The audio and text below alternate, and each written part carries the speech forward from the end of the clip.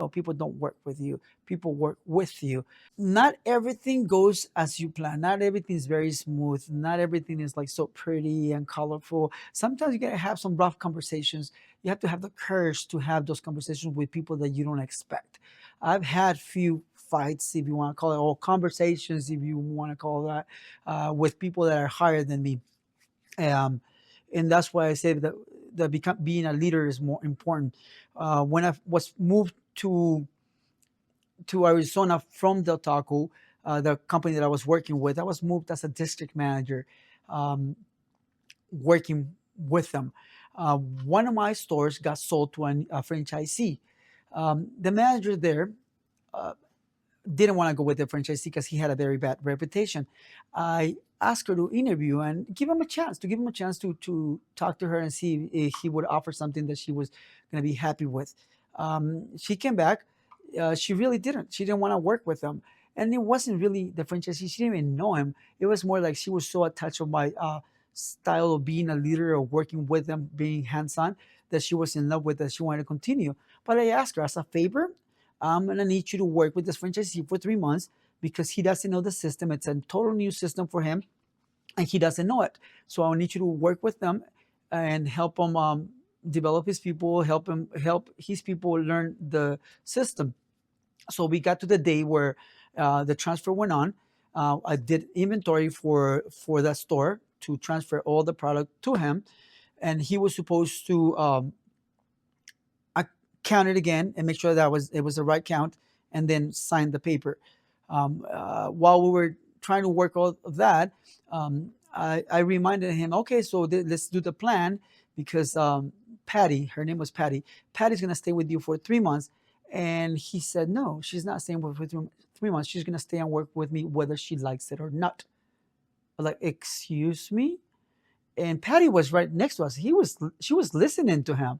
He said, "I'm buying Del Taco, and Del Taco has the obligation of giving me a store with people and with the manager.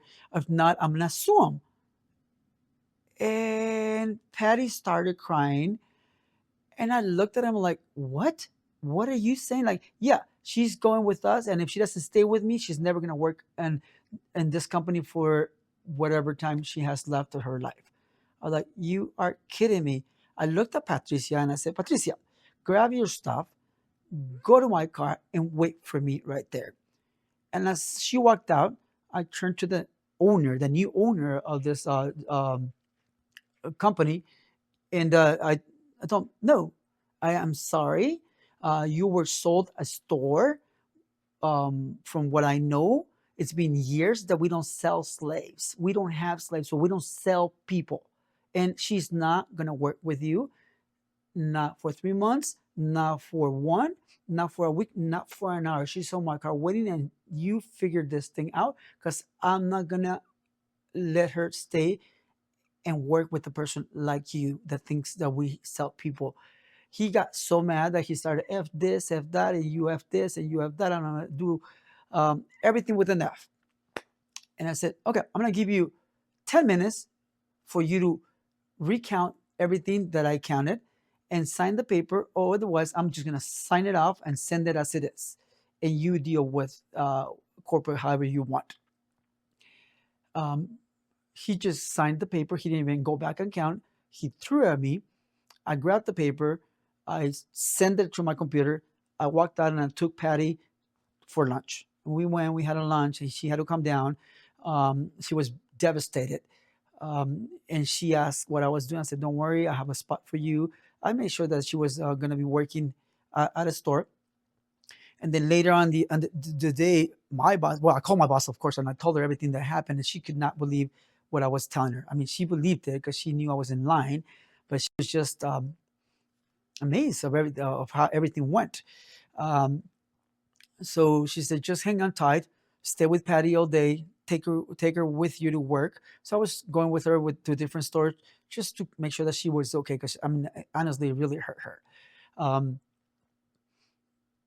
a couple hours later, my boss called me and she says, "The owner of this franchise wants to talk to you." I said, "I don't want to talk to him." She's like, "Please, I'm gonna ask you a favor. you're the only person that can help him with this new store because he has no idea what he's doing right now with the new system, and he wants to talk to you. I said, I don't want to talk to you. So she said, if you accept the call, the HR are gonna be on the call, and the CEO of the company. I was like, what? The CEO of the company had heard about this incident, and he wanted to be in the call because he wanted to make sure I was treated with dignity and respect. So I said, okay, I'm gonna take the call. The owner called, and I was like, yeah, this is Hector. I said that. I'm gonna be honest. That's what I said. That's what my name is out of Gypsy. And he said, I want to apologize for everything that happened this morning, how everything went. If I said something that really disrespected you, I want to apologize for that. I really need your help. I need Patty to come and work with me for the 3 months that you had asked for. Oh, by the way, when I told her no, she's not gonna work with you, he said, what are you gonna do with 6 stores and 7 managers? And I said, that is not your problem. I don't answer to you. My boss is corporate, and that's gonna who I'm gonna tell them what I'm gonna do with Patty. That is not your problem. Um, I mean, I must have been mad or like I don't know what he was looking at me because he wasn't talking back to me. He was just like we were getting ready to punch.